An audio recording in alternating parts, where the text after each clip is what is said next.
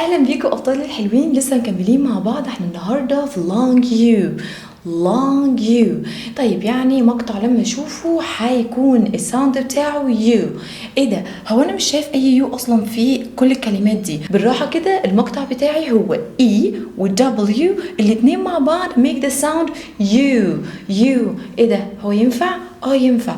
الاي والدبليو الاتنين مع بعض هيعملوا لي ساوند ايه؟ يو ساوند. يبقى الاي والدبليو ميك ذا ساوند ايه؟ يو. تعال نشوف الكلام ده مع بعض. اول وورد what is on letter B؟ ب blah you blue. الاي دبليو make the sound you blah you blue. سامع عن you blue you. خلاص اتفقنا.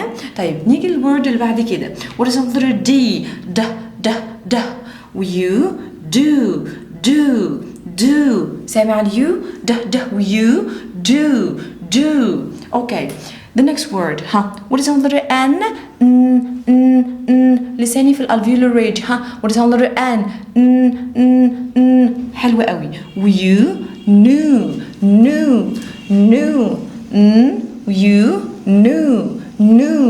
Okay, the next word what is on letter G؟ or gra. you grew. واخد بالك؟ تعالى بقى the last word what is on letter S؟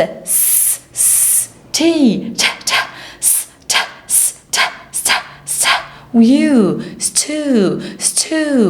يبقى ابطال الحلوين اكيد احنا كلنا شاطرين وخدنا بالنا ان الاي والدبليو الاتنين ميك ذا ساوند ايه؟ يو.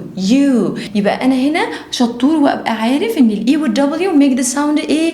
يو. يلا ابطال الحلوين خليك فاكر الاي والدبليو ميك ذا ساوند يو blue you do you knew you grew you stew you.